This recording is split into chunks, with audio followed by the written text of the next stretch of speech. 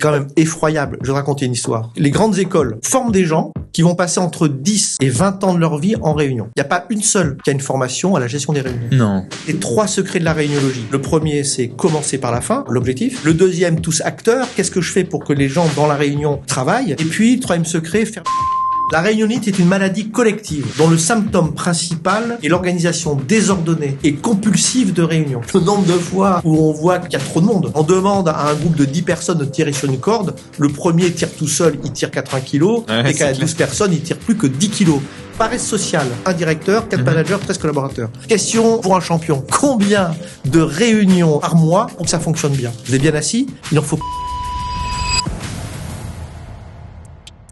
3 pensées, 3 à faire, sans système, c'est l'épuisement. Alors bienvenue dans Process Advantage, l'émission où je donne la parole à des experts et des entrepreneurs qui ont mis en place des processus afin de booster le développement de leur entreprise. Pour soutenir l'émission, pensez à laisser un avis honnête. C'est ce qui m'aide le plus à m'améliorer et me faire connaître. Et si vous voulez installer un système d'organisation pour être plus efficace, rentable et serein au quotidien, direction organisologie.com, le lien est en description. C'est parti. Louis Vareille, ça me fait très plaisir d'être là aujourd'hui avec toi. Tu es réuniologue, tu es le fondateur de l'École internationale de réuniologie, expert en optimisation des réunions et catalyseur de succès collectif. Tu as plus de 13 000 réunions animées dans 45 pays au cours de ta carrière pour piloter des projets dans des contextes internationaux. Tu as 30 ans d'expérience internationale incluant 26 ans chez Danone dans les fonctions qualité, innovation, affaires publiques, y compris 9 ans aux Pays-Bas. Et tu as créé et développé une méthode universelle applicable à toutes les réunions pour faire de chacune d'elles un moment à la fois productif, engageant et apprenant, aidant à réduire l'effet de la réunionite. Ton objectif du moment, c'est d'accompagner les entreprises à renouveler leurs pratiques de réunion pour qu'elles deviennent des leviers puissants de décision, d'engagement et d'efficacité collective. Tout juste. Génial. Ta vision, c'est que le progrès est possible sous réserve de méthode et de discipline. Tu nous en parleras de tout ça.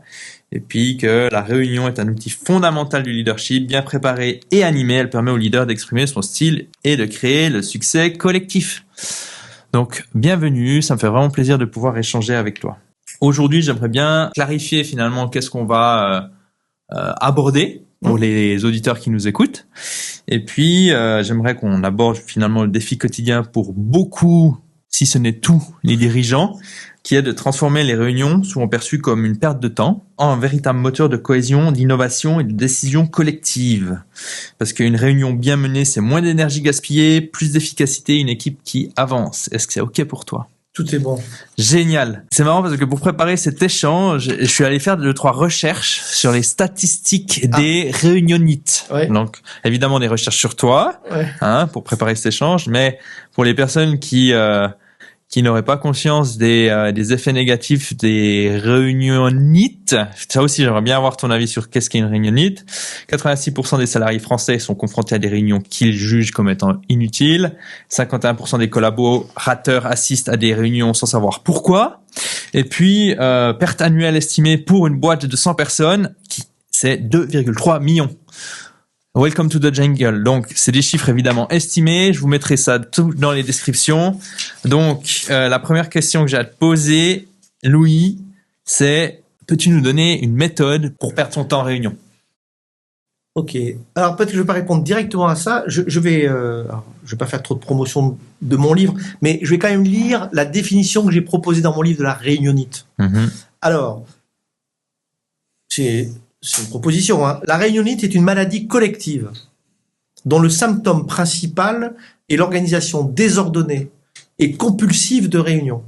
Compulsive. Cette maladie, qui peut se révéler aiguë, génère des pertes collectives de productivité et du désengagement individuel. Les deux dimensions, le collectif, l'individuel.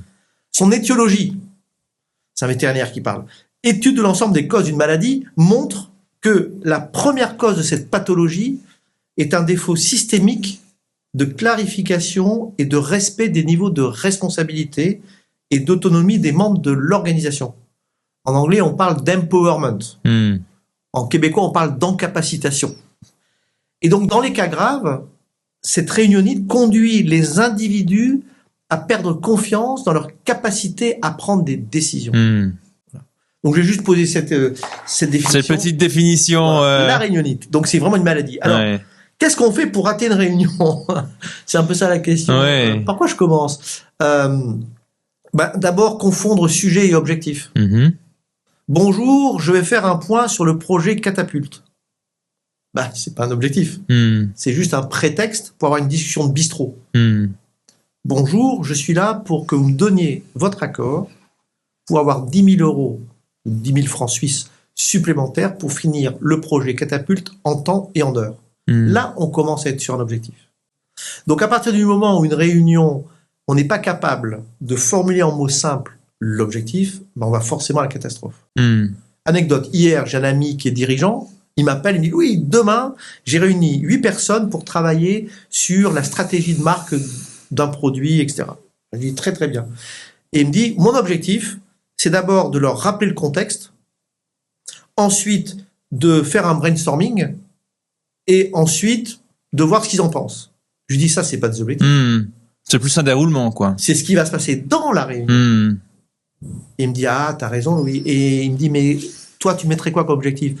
Moi, comme objectif à ta réunion, compte tenu de ce que je comprends du projet, ce serait bien qu'à la fin de la réunion, tu aies constitué 3 groupes de travail de 3 personnes et que chaque groupe de travail ait un rendez-vous sous 1 mois pour faire une recommandation sur une partie de la problématique. Là, tu commences à avoir d'objectifs. Donc, première chose, c'est, si tu veux rater une réunion, ne pas être clair sur l'objectif et confondre sujet et objectif. Objectif, résultat concret. Deuxième chose qui me vient, c'est le casting. Le nombre de fois où on voit que les gens qui sont là dans la réunion n'ont pas le pouvoir, n'ont pas l'expertise, ou bien qu'il y a trop de monde. Surtout, très souvent, il y a trop de monde en réunion. Donc, plus on est, moins on fait. C'est évident. Paresse sociale. Paresse sociale, ce fameux concept social loafing. Alors, c'est un Français qui a inventé ça, la paresse sociale. En 2 mots, j'aime bien raconter cette histoire. On demande à... je vais simplifier, mais on demande à un groupe de 10 personnes de tirer sur une corde. Le premier tire tout seul, il tire 80 kilos. Quand il y a 2 personnes, il tire 70 kilos. Et quand il y a 12 personnes, il tire plus que 10 kilos. Paresse sociale.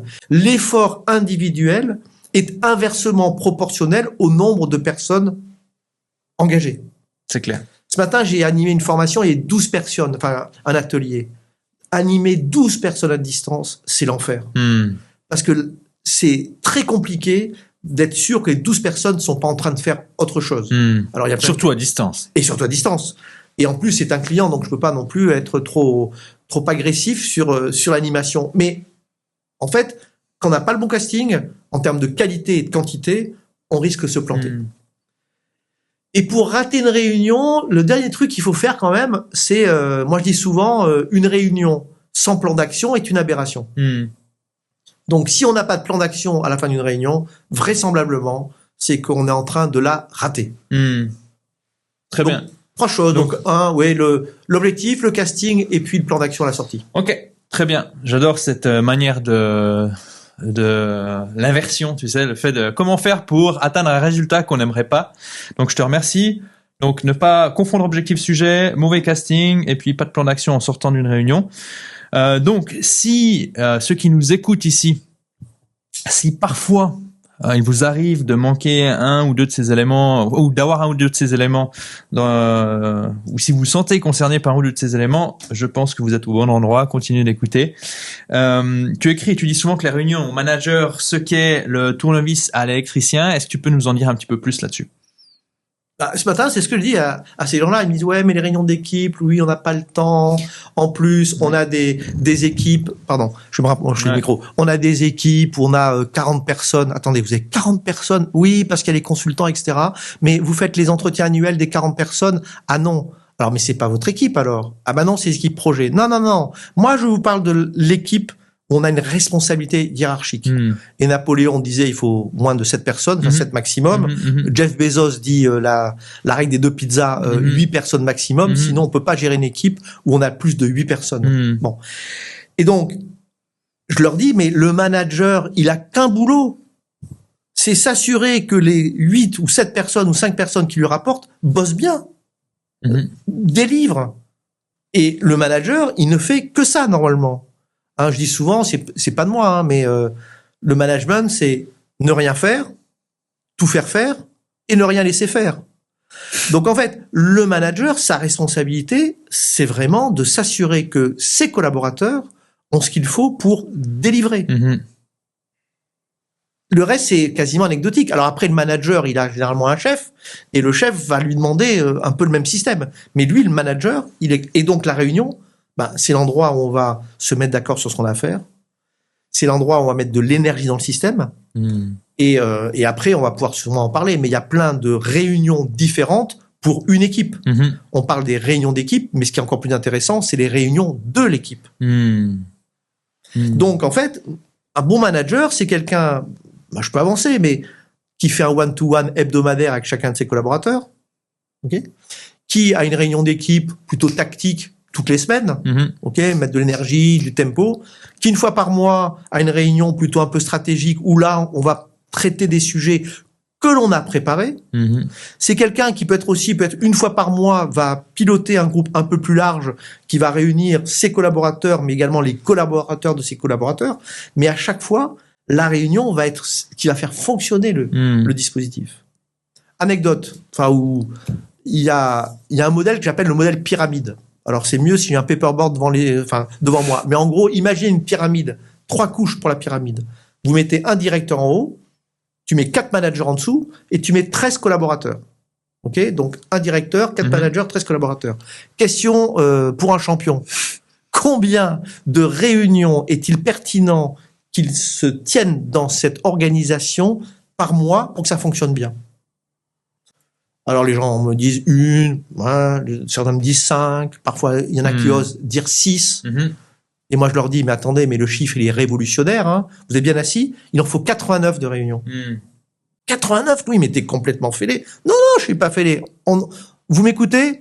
C'est pas idiot qu'une fois par semaine, le directeur parle à ses 4 managers. Pas idiot. C'est pas idiot qu'une fois par semaine, chaque manager parle avec ses collaborateurs.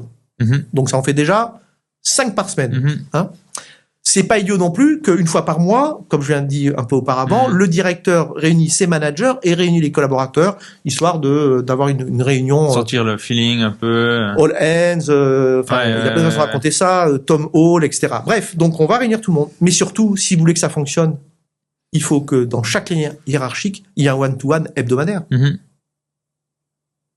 89. Intéressant, je ferai le calcul. Je l'ai fait plusieurs fois. Ouais, non, mais moi j'ai envie de tu vois. J'imagine, hein. J'imagine bien que ce que tu racontes là, tu l'as déjà raconté à d'autres personnes. C'est très pertinent et c'est vrai que j'ai lu le livre de Andy Grove. Oui. Il parle beaucoup des réunions comme étant vraiment l'outil du manager. L'outil du manager et qu'il y a énormément de choses qui doivent se passer dans ces réunions. Anecdote juste, tout à l'heure on parlait un petit peu du temps passé en réunion. C'est quand même effroyable. Je vais te raconter une histoire véridique. Donc les grandes écoles de management, notamment en France que je connais un peu, donc forment des gens qui vont passer entre 10 et 20 ans de leur vie en réunion. 10 à 20 ans, entre 25% et 50% de leur temps. Il n'y a pas une seule école de management qui a une formation à la gestion des réunions. Non. Pas une seule. Tu les as contactés? Oui, ils m'ont dit, nous on sait. Ah ouais. Voilà. Nous on sait, on n'a pas besoin de vous. Très bien, c'est pas. Mais comment vous pouvez former des gens qui vont passer 20 ans de leur vie en réunion et qu'à aucun moment vous leur donniez des règles du jeu? Oui, mais ils vont les apprendre sur le tas. Bonne nouvelle. Ça veut dire que quand ils vont arriver dans une organisation, chacun aura sa méthode qu'il aura imaginée sur le tas. Et voilà pourquoi il va passer 20 ans de sa vie en réunion. Ouais, c'est clair. Impressionnant. T'as créé la réuniologie, c'était quoi le déclic? Qu'est-ce qui a fait que tout d'un coup tu t'es dit je vais aider des gens, des entrepreneurs, des entreprises, des managers à mieux gérer ces réunions, alors que beaucoup de gens ont tendance à fuir les réunions? On a du temps là parce que ça. On a du temps. Vas-y. De toute façon, au bout d'un moment, de toute façon, vas-y, fais-toi plaisir. Oui, t'es en train de me dire, je serais coupé au montage. Non, mais c'est insupportable. Donc, en fait, si tu veux, moi, j'ai un truc qui est en moi, mais qui est vraiment dans les tripes. J'ai besoin d'embarquer des gens dans des collectif. Mhm. C'est un besoin. Mhm. C'est un besoin. C'est un besoin. Et donc depuis toujours, j'aime embarquer des gens dans des expériences collectives. Et ça m'a pris, en tout cas lorsque j'étais en grande école, j'étais président de 4 associations, 2 qu'on m'a confiées et 2 que j'ai créées. Voilà. Donc c'est en moi. En plus, il y a un truc intéressant, qui est un peu troublant, c'est que je suis incapable de prendre une décision. Donc ça fait 45 ans que je fais prendre mes décisions par les autres en réunion. Ok, intéressant. Donc moi j'ai une idée, tiens, on devrait faire ça, et je dis aux gens qui sont là, comment on fait? Et on va co-construire une solution, on va faire comme ça. Et quand j'anime une réunion, j'anime souvent, les gens me disent souvent, mais Louis, ce que tu racontes, c'est comment idiot, etc. C'est pas comme ça qu'il faut faire, etc. On est d'accord avec le rêve, mais on n'est pas d'accord avec l'action. Très bien, mettons-nous d'accord sur l'action. Et donc, dans ma carrière professionnelle, j'ai eu la chance de pouvoir animer des collectifs. Et je me suis rendu compte que ça se passait en réunion, en fait. Et très vite, notamment par cette nécessité de faire prendre les décisions par les autres, j'ai développé une forme de compétence. Et on en parlait un petit peu là en préalable. Pendant une partie de ma vie professionnelle, j'avais une sorte de rêve éveillé. Je voudrais être un grand patron, etc. Mais un jour, il y a un grand patron, un moyen patron qui a dit, mais Louis, tu seras jamais un grand patron. Tu n'y arriveras pas. T'as un autre talent. Et le talent, c'est effectivement de mettre en mouvement des collectifs. Et donc, j'ai développé des techniques. J'ai eu la chance de créer beaucoup d'organisations collectives, créer des communautés soit professionnelles, soit dans le monde des associations. Et ça se passe en réunion. C'est là qu'on va se mettre d'accord sur le projet. C'est là qu'on va se mettre d'accord sur les actions. C'est là que l'on va ajuster la mise en action. C'est là où on va célébrer les succès. C'est là où on va... Donc, c'est en réunion que ça se passe. Et donc, quand Danone m'a quitté, j'ai décidé de me dire, mais qu'est-ce que je fais de ça, en fait? Qu'est-ce que je fais de ça? Donc, j'ai fait une formation coaching, une 3e formation au coaching. Le coaching, ça va pas assez vite pour moi, parce que je suis d'un naturel plutôt impatient. Et j'ai dit, tiens, si je fais un truc sur les réunions, juste les réunions. Il y a déjà du travail, de toute façon. Il y a déjà du travail. Franchement, une vie ne suffira pas. Et c'est comme ça que j'ai créé cette activité. Et en fait, ce qui est génial, c'est que j'apprends tous les jours. J'apprends tous les jours. Moi, je fais un truc que très peu de gens ont la chance de faire. J'observe des comités exécutifs. J'observe des comités de direction. J'observe des comités de pilotage de grands projets. Et je m'assieds dans la salle. Tu regardes. Et je regarde. Ouais. Et ça, c'est quand même... Ce sont des œuvres d'art, souvent. Et ça fait longtemps justement que tu fais ça. Comment ça, ta vision de la réunion, son utilité, son utilité, ses bénéfices, ou simplement la vision que tu as des réunions a changé durant toutes ces années. Est-ce qu'elle a changé? C'est une bonne question. Comment y répondre? Ce que j'ai très vite organisé dans ma pensée, en piquant des idées partout, quand tu t'intéresses à un sujet, tu regardes tout ce qu'il fait. Donc, j'ai lu tout ce qui avait été écrit en anglais, tout ce qui avait été écrit en français. Il y a 2 choses déjà. La première, c'est que j'ai imaginé les 3 secrets de la réuniologie. Le premier, c'est commencer par la fin. On a déjà parlé tout à l'heure. C'est finalement l'objectif. Le deuxième, tous acteurs. Qu'est-ce que je fais pour que les gens dans la réunion travaillent? Mais ça veut dire qu'ils ont travaillé avant, ça veut dire qu'ils vont travailler après. Et puis, le 3e secret, faire mieux demain. Toute réunion se termine par une évaluation. Donc, un tour de table pour savoir ce qu'on pense de la réunion. J'ai écrit ça en 2017, ok? Ces 3 secrets. Aujourd'hui, je le referai. Parfois, je me dis, tiens, peut-être que le 3e secret, qui est vraiment important, l'évaluation, je le remplacerai peut-être par ce qu'on s'est dit tout à l'heure sur le plan d'action. Bon. La deuxième chose, c'est que j'étais inspiré par des travaux, notamment McKinsey, Harvard Business Review, et en fait, je les ai découverts un peu tardivement, mais moi, j'avançais dans la même direction. Et quand on prend un point de recul, une réunion, il y a que 3 objectifs possibles. 1, générer des idées. J'ai un problème, qu'est-ce qu'on fait pour le régler? 2, j'ai besoin d'une décision. Est-ce que j'ai l'argent pour mener à bien le projet catapulte? Et derrière la décision, en général, il y a un plan d'action. Et 3, l'engagement. Est-ce que vous êtes d'accord pour vous embarquer dans ce projet? Tu mettrais le comment dans l'engagement? Parce que moi, justement, quand tu disais, je disais, OK, le prochain point sera le comment on va mettre en place la décision.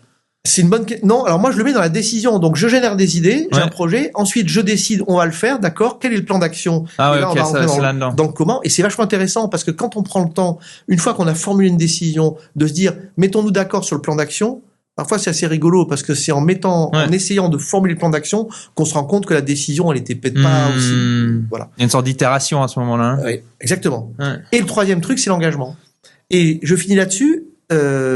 Et McKinsey a bien suivi. Et oui. Et moi, j'avais commencé à imaginer, mais finalement, prendre une décision, faut pas trop de monde, générer des idées, engagement. Et un jour, je suis tombé sur des travaux de Harvard Business Review. Je pense que McKinsey doit pas être très très loin. 8-18-1800. Je m'explique. Si je veux prendre une décision, faut que j'ai moins de 8 personnes dans la salle. Ok. Si je veux générer des idées, faut que j'ai moins de 18 personnes dans la salle. Et si je veux juste embarquer les gens, ben open bar, 1800 personnes. Alors c'est un gimmick, 8, 18, 1800. Bien sûr, ouais, Bon. ouais. Intéressant. Et à chaque fois que je dis ça, je suis dans des comités de direction, on me dit, mais monsieur Varey, là, ben nous on est 15 autour de la table, là. Combien 15 Ah ouais, ouais. Bah nous, voilà, on est un comité de direction. Et là je leur dis, ouais d'accord, mais juste pour savoir, c'est bien là que vous prenez des décisions?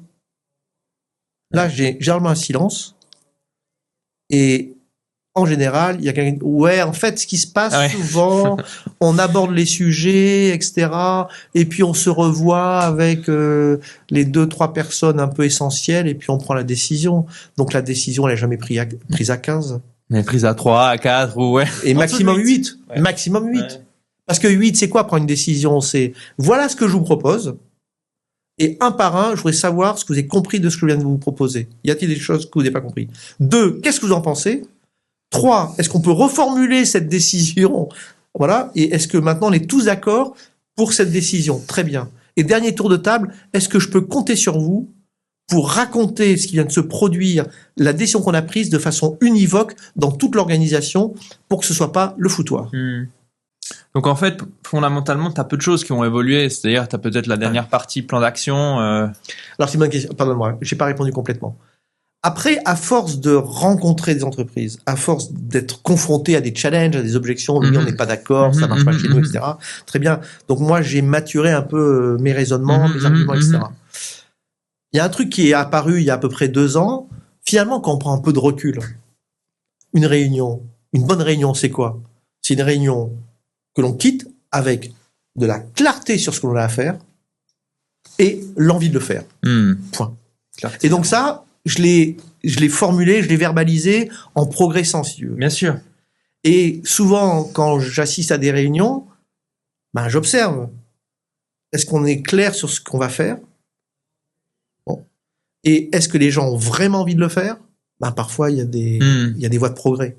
Donc, ça, c'est vraiment le travail, si tu veux, de simplification et puis de confrontation à ouais, feedback, apprentissage. Je suis vraiment là-dedans aussi dans mon truc. Système d'organisation, échanger les feedbacks, les observations, affiner. C'est un beau processus. Et ça me fait penser à une phrase, le temps ne respecte pas ce qui se fait sans lui.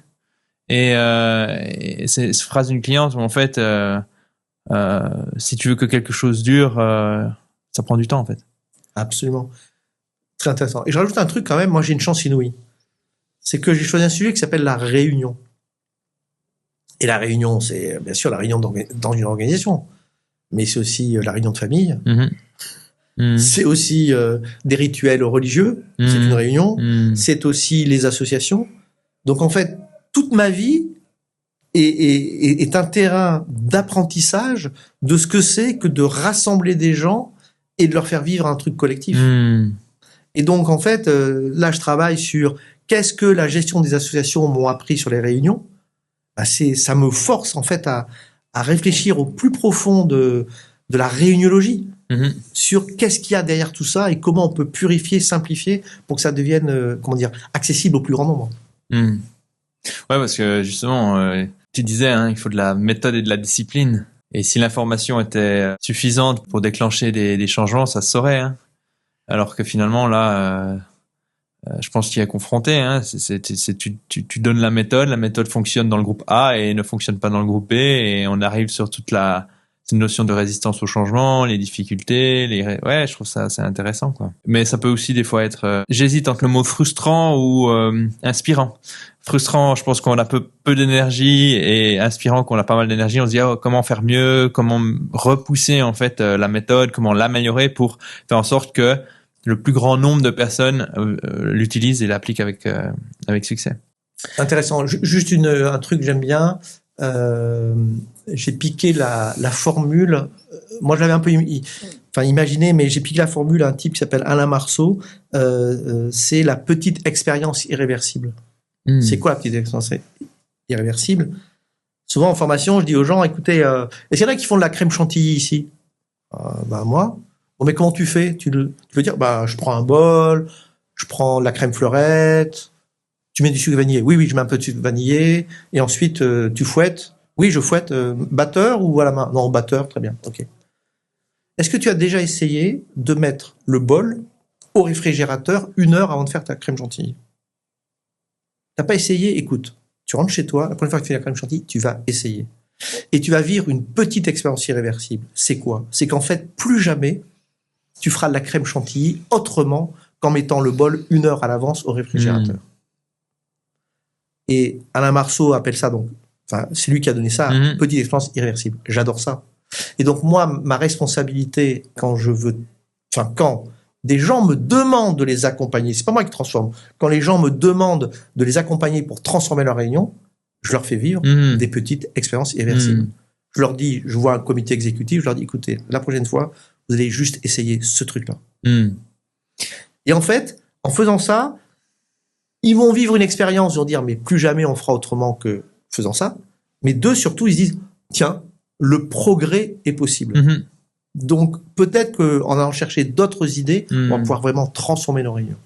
Et cette petite expérience, maintenant que tu as bien teasé le concept de la petite expérience irréversible, est-ce qu'elle change en fonction j'imagine, mais c'est juste des hypothèses, des personnes que tu as en face, ou est-ce que tu vois que tu as souvent les mêmes exercices qui reviennent, souvent les petites expériences irréversibles, tu en as peut-être 2, 3, 4, 5, et puis en fait, c'est souvent les mêmes. Je pense que tu n'en as pas 36 000, vu que c'est petit. J'en ai plein en tête, mais si tu veux, le dirigeant qui arrive le dernier dans la réunion en catastrophe en disant, écoutez, j'ai 10 minutes de retard, je vous en prie, c'est parce que j'avais un coup de fil important, sous-entendu, vous qui attendez depuis 10 minutes, votre temps n'a aucune valeur. C'est ça. Je dis au dirigeant, tu vas juste essayer un truc la prochaine fois. Tu seras le premier dans la salle. Ou bien, toute réunion, ça doit commencer en disant, on est tous d'accord, on finit à 16h50, c'est bon pour tout le monde, juste dire ça. Alors, je vais me dire, oui, mais Louis, c'est déjà écrit dans le Outlook, que c'est 16h50. Oui, mais le fait que le patron de la réunion ou la patronne de la réunion prenne le temps de dire, on finit à 16h50, elle est en train de prendre un engagement. C'est ça, on s'engage. Donc, il y a plein de petites choses comme ça, ou les plans d'action dont on a parlé tout à l'heure, le nombre de réunions où à la fin, on prend pas le temps de dire, attendez, juste avant de se quitter, est-ce qu'on peut juste se dire quelles sont les grandes décisions qu'on vient de prendre aujourd'hui? Il suffit de le faire une fois. Et en fait, on se dit, mais attendez, mais pourquoi on le fait pas? Et en plus, ce qui est complètement inimaginable, c'est que ce que je viens de dire, c'est écrit dans tous les livres. C'est du textbook, comme on dit. C'est-à-dire que tout le monde sait que pour une réunion, il faut démarrer à l'heure, il faut qu'il y ait un objectif, il faut qu'il y ait un compte-rendu. Mais est-ce qu'on le fait? Pas toujours. Donc, en fait, c'est comment faire vivre une mise en œuvre, disciplinée et chirurgicale de choses simples qui font dire aux gens, oui, ça marche. Et c'est quoi pour toi les... J'aurais dû réserver une salle durant 3-4 heures, je pense, mais on va quand même aller straight to the point, essayer d'être clair, mais c'est une question qui m'est venue comme ça en t'écoutant. Pourquoi les gens se plaignent autant des réunions, du temps qu'ils passent en réunion, etc., mais que rien ne change? Est-ce que c'est parce que les gens ont peur de se dire on va tester quelque chose de nouveau? Parce que ça peut faire peur, c'est de se dire comment ça va être perçu par mon équipe, etc. Il faut avoir les compétences. Finalement, quelque chose de nouveau, donc résistance au changement. C'est quoi? C'est les urgences, les gens, ils sont complètement dans la machine à laver. C'est un peu de tout ça. C'est quoi, selon toi, là? Parce que quand je parle à un dirigeant, ils savent qu'en fait, la plupart du temps, ils perdent du temps. Mais ça change pas. Il faudrait leur mettre une facture tous les mois du montant perdu. C'est quoi à ton avis, ton regard là-dessus? Pourquoi les gens ne changent pas? Parce que les gens, je pense, acceptent la médiocrité. Ouais. On accepte une forme de médiocrité. Hmm. En France, on est en train de vivre une compétition quand même géniale. On est vice-champion du monde du désengagement. Ah, sérieux? Vice-champion du monde du désengagement. Qui est le premier? C'est la Croatie. Ah ouais, ok. Voilà. Croatie, c'est pire qu'en France. Bon. Un jour, il y a peut-être des gens qui vont se dire, mais d'où vient ce désengagement? On a des risques psychosociaux qui deviennent de plus en plus fréquents, etc. On est inquiet, on est préoccupé pour l'avenir de la société. Mais qui prend le temps, par exemple, dans les organisations, de dire, bon, écoutez, on est en train de regarder un peu les choses qui sont compliquées, on a pensé aux réunions, est-ce qu'on pourrait se faire un tour de table et se dire, mais qu'est-ce que vous pensez des réunions? Et la probabilité que les gens disent, tout va bien, elle est faible. Elle est faible. Mais oser poser la question, c'est courageux. L'autre élément, moi je suis parfois sollicité par des grands groupes, et j'ai même des expériences assez rigolotes de ce point de vue-là, qui me disent, on a fait une enquête auprès de nos collaborateurs sur les irritants. Premier irritant, les réunions. Deuxième irritant, les emails. Ouais. Ok. Et ils me sollicitent, et je leur dis, écoutez, parlons-en. Et moi, ce qui m'intéresserait, c'est que on puisse déjà en parler avec votre comité de direction, etc. Ah non, mais nous, c'est pas pareil. Nous, c'est non. Le problème des réunions, c'est les collaborateurs, c'est là que ça se passe. Ouais. Donc en fait, là où ça bouge, c'est que quand je rencontre des dirigeants et qui se rendent compte qu'il y a un enjeu et qui acceptent ensuite d'être exemplaires. Ouais. Et s'ils sont pas exemplaires, au moins ils sont exigeants. C'est-à-dire qu'en fait, moi je délivre une formation avec une méthode très simple. Ça rentre sur une carte, de visite, donc c'est très simple, mais cette formation, cette méthode, quand on l'applique, ça marche. À tous les coups, ça marche. Et on divise en gros par 2 le temps moyen passé en réunion quand on l'applique. Bon. C'est quand même énorme. C'est quand même pas mal, oui. Ça peut être c'est énorme. Mais si les dirigeants disent « Ah, mais c'est pas pour moi, etc. » et qu'ils ne l'exigent pas, ça ne peut pas bouger. À contrario, je travaille avec des organisations où les gens y croient, disent, et rappelle-toi ce qu'on s'est dit tout à l'heure, la réunion est au manager ce que le tournevis est à l'électricien. Donc si ces gens sont convaincus que c'est vraiment un élément clé, on va mettre de l'énergie là-dessus. Alors dernier argument, il y a des organisations qui sont extrêmement complexes, qui sont internationalisées, etc. Donc les gens passent leur temps en réunion, ils ont un agenda plein de réunions, et comme ils ont un gros salaire, ça leur permet d'expliquer pourquoi ils ont un gros salaire. Et ils sortent de ces réunions en disant « Ouais, mais on n'était pas d'accord, on a discuté, etc. » Donc, ça occupe leur agenda. Ils s'occupent pas de leurs équipes. Et ça leur va bien. Pareil avec les emails. Là. Ah, j'ai beaucoup d'emails. Ça me fait penser à une phrase de Stafford Beer, je crois que c'est un statisticien anglais à vérifier, qui disait « Les gens collectionnent les remèdes, mais ne les avalent pas. » Ça me fait vraiment penser à ça. Moi, quand j'ai des entrepreneurs qui viennent et qui me disent j'aimerais bien former mes équipes à l'organisation, les process, etc. Je leur dis et toi? Et souvent je commence par j'ai tendance à privilégier je dis écoute, on bosse un moment ensemble, on travaille sur ton système à toi, ça te permet de voir un petit peu ce que je raconte, voir si c'est pertinent pour ton équipe, parce qu'après l'initiative qui c'est qui va devoir la mener au bout en fait? C'est l'entrepreneur, c'est pas moi. Moi, je vais pas revenir toutes les semaines ou tous les mois pour dire aux équipes attention, machin, etc. Et donc, ça nécessite de l'organisation. Et ça revient sur cette forme d'exemplarité qui a une forme très très importante du leadership. Fondamental.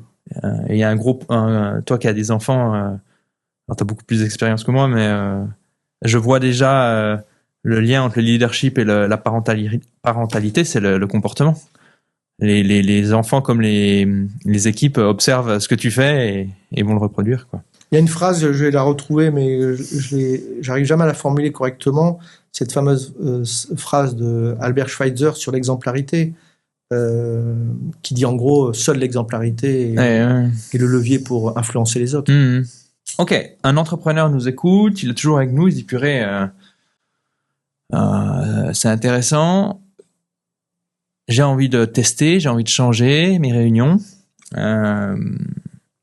Est-ce que tu peux nous guider les étapes, en te basant sur ton expérience, par lesquelles il faut passer pour changer la culture des réunions dans on va dire une PME, 50 et 100 personnes, quoi.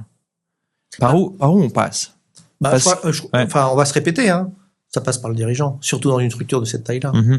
Donc la première chose que je ferai, c'est peut-être le rencontrer et capter quelle est sa véritable envie. Est-ce que lui, il a le sentiment que ces réunions méritent de progresser. Il y a une étude américaine que j'aime bien citer, 1300 managers, je crois. On leur demande, mais qu'est-ce que vous pensez des réunions? Lesquelles? Les miennes ou celles des autres? Commençons par les vôtres. Les miennes, 79% sont productives et très productives. D'accord. Et celles des autres, 56%. Ouais. Ça s'appelle un biais cognitif. Ouais. C'est-à-dire qu'on a une sorte de sensation que nos réunions sont toujours de bonne qualité. Ouais. Et moi, je tombe dans ce panneau. Hein. Bon, c'est-à-dire que c'est humain. C'est humain. Quand on a une réunion, je me dis, j'étais bon, etc. Et toi, qu'est-ce que t'en as pensé? Écoute, j'ai pas pu prendre la parole. Ah, t'as raison. Là, on n'a pas pris une décision claire. Ah, t'as raison, etc. Donc, en fait, il faut avoir une forme d'humilité. Bon. Donc, la première chose que je ferai, c'est essayer de voir avec le dirigeant si lui, il a envie de changer. Qu'est-ce qu'il fait bien? Où est-ce qu'il veut progresser? Okay. Et tu vois, je mettrai en œuvre un outil qu'on connaît, dont on parle pas souvent, qui est le feed forward. Hein. Tu connais ça? C'est dis-moi où est-ce que tu veux progresser et moi je t'aiderai à progresser là où tu veux progresser. Okay. Bon, feed forward. Je connaissais pas ce terme anglais. Tu vas voir Marshall Goldsmith. Okay. Et donc je dirais, écoutez, là où vous voulez progresser. S'il commence à me dire, c'est les réunions des collaborateurs qui sont pas bonnes, j'irai. Attendez, on va commencer avec vous. Est-ce que vous m'autorisez à assister à un comité de direction? Ah ouais, mais c'est un peu confidentiel. Attendez, confidentiel, moi, je signe un truc. Pas de souci. Et puis, de toute façon, là, je sais pas quoi, vous faites des pompes à vélo. Demain, je serai dans une banque et après-demain, je serai à la mairie de Montreuil. Donc, si vous voulez, la confidentialité. Bref. On va signer un truc. Bon. Et si là, le gars commence à me dire, ok, d'accord, vous allez venir, Louis. Et puis, en fin de réunion, on va faire un truc. Vous allez je vais prendre une demi-heure et on fera un tour de table. Et on demandera à tous les gens qui sont autour de la table, alors, dites-moi, qu'est-ce qui s'est bien passé aujourd'hui? Deuxième tour de table, si on devait faire un truc mieux, qu'est-ce qu'on pourrait faire? Et en fait, ce qui est formidable quand je fais ça, c'est que les gens sont très pertinents. Les gens savent ce qui se passe bien, pas bien, etc. Une fois qu'on a ça, je dis, écoutez, moi, je vais vous dire mon point de vue. Je suis complètement d'accord avec ce que vous faites bien, il y a ça. Je suis assez d'accord avec les voies de progrès, mais ce qu'on va faire, c'est qu'on va pas toutes les attaquer tout de suite. Moi, je vous recommande juste d'essayer ça. Et là, j'enclenche l'idée chez le dirigeant, la petite expérience irréversible, qui dit, tiens, on va faire ça. Après, j'ai un coup de fil du dirigeant, ça me fait hurler de rire quand 2 mois après, si on n'a pas encore enclenché un truc plus gros, il me dit Louis, l'autre jour, on était en réunion, quelqu'un a dit Louis serait là, on se fera engueuler. Bon, donc là, je me dis que les gens commencent à mettre de la conscience sur qu'est-ce qui est en train de se passer. Mais une fois que j'ai fait cette première observation, je leur dis écoutez, si vous êtes d'accord, je vous présente la méthode et je vous accompagne pour la mettre en œuvre. Et j'ai une expérience super rigolote. Un jour, j'étais dans une ETI internationale, française, numéro 1 mondial sur son marché, mais une ETI.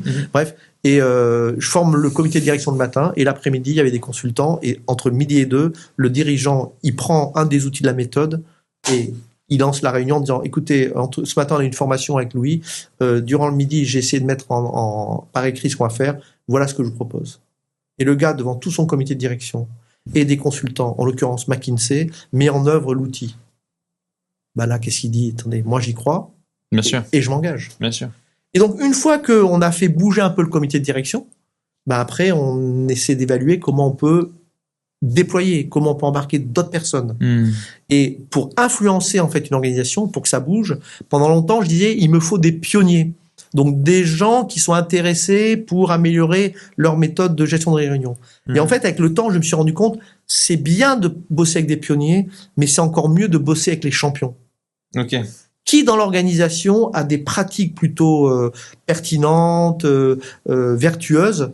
Et ces personnes-là, et rappelle-toi ce qu'on s'est dit sur le fait que personne n'avait la même méthode de gestion des réunions, puisqu'elle n'est jamais enseignée dans les grandes écoles, bref, ou ailleurs. Donc, comment je vais prendre ces champions, un groupe de 8 personnes, et je vais leur transmettre la méthode.